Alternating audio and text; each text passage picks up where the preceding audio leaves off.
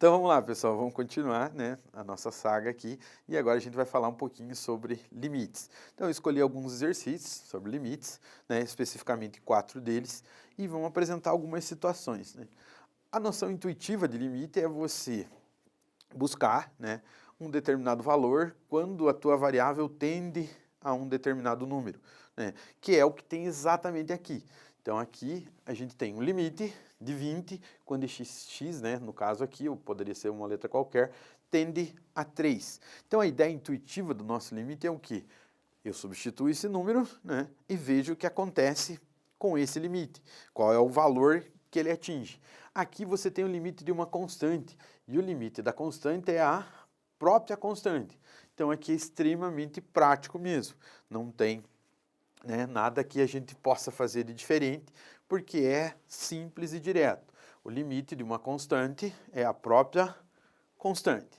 Já na situação B, no nosso segundo item aqui, você tem o limite, né, de x à quinta mais 8, quando esse x tende a 2. Então, o que é a primeira coisa que você deve fazer? Você deve substituir, né, esse valor do teu x e ver o que ocorre exatamente com essa função. Ver se ela tem solução, se ela tende para um valor, se ela não tem, né? Os problemas que a gente vai ter, ou as dificuldades, são quando você vai aparecer, em alguns casos, indeterminações. E aí você vai ver se é possível ou não remover ou modificar essas indeterminações. Então, no nosso segundo exemplo aqui, na letra B, eu quero saber o que acontece quando esse x vale 2. Então, vou substituir diretamente no lugar do x o 2. Então, eu tenho 2 elevado à quinta mais 8. 2 elevado à quinta, 32, mais 8, 40. Então, esse é um caso também extremamente simples, né? Onde você substituiu diretamente, né, o valor do x aqui, né, por 2 e encontrou um resultado. Então, está resolvido, né? Qual é o limite quando x tende a 2 dessa função? 40. Agora vamos analisar a letra C e a letra D, que vai fugir um pouquinho dessa ideia. Veja o que acontece. Você tem um limite quando x tende a 0. E você tem uma função aqui, x ao quadrado mais 8x, divididos por x.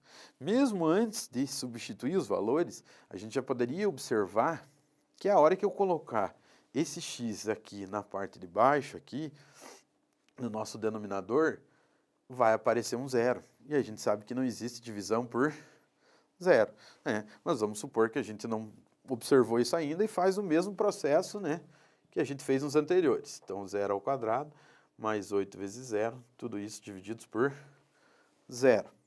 Quando eu vou efetuar esse cálculo aqui, eu vou chegar numa expressão dessa natureza.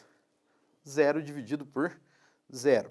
E essa expressão é considerada uma indeterminação.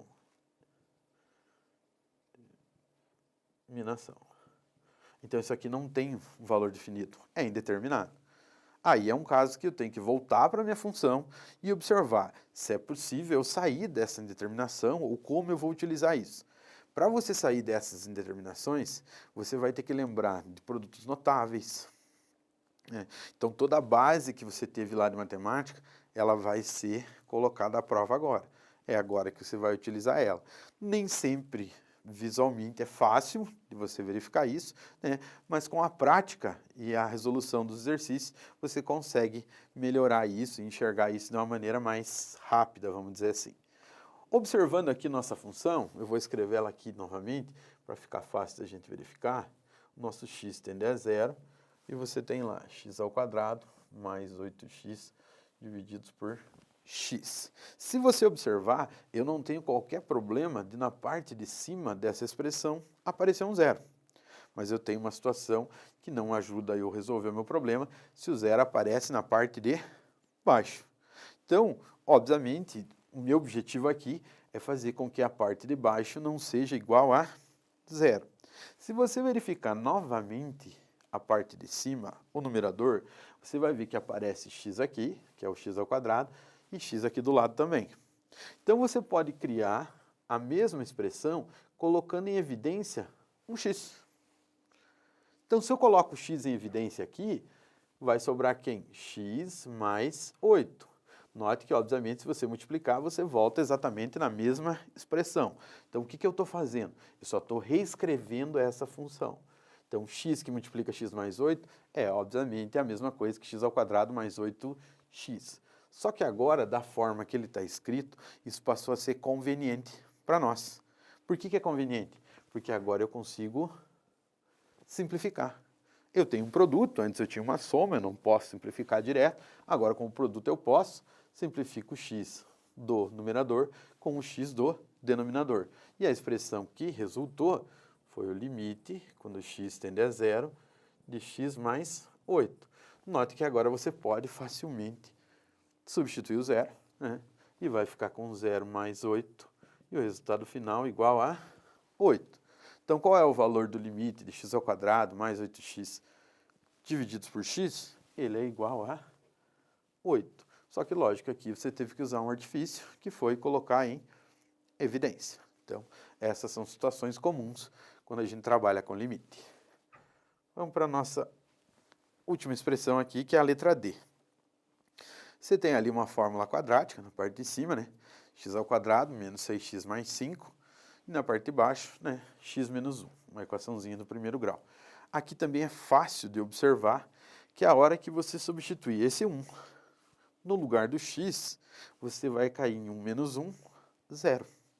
Então, note que você já vai ter uma situação onde a parte de baixo vai aparecer o 0.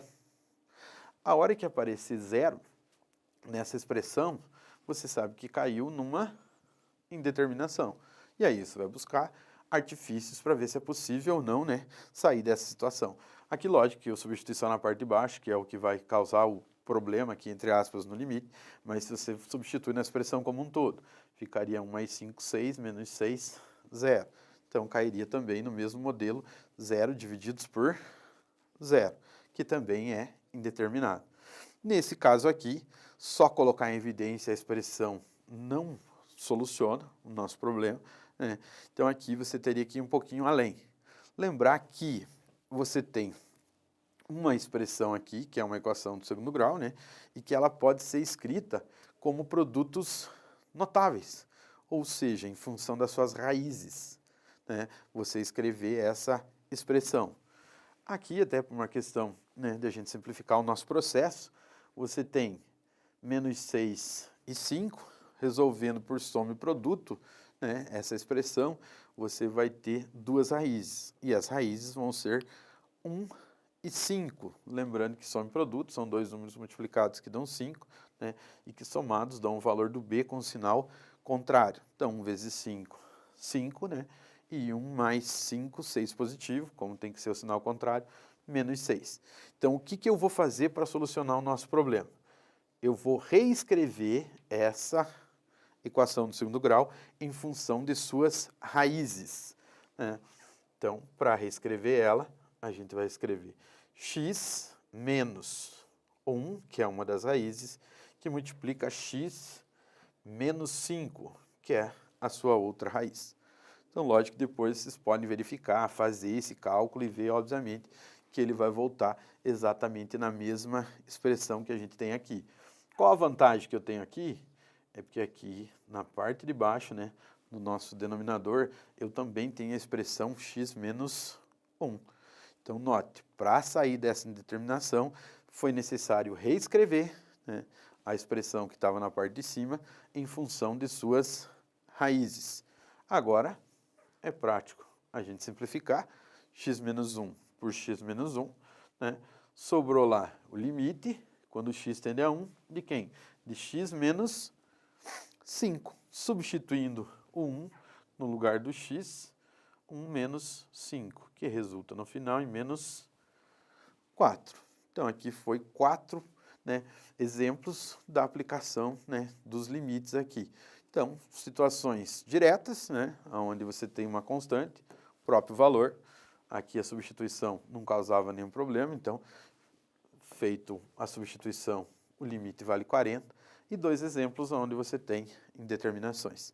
Sempre que aparecer uma indeterminação, quando é possível, a gente vai tentar remover ela. Valeu, galera!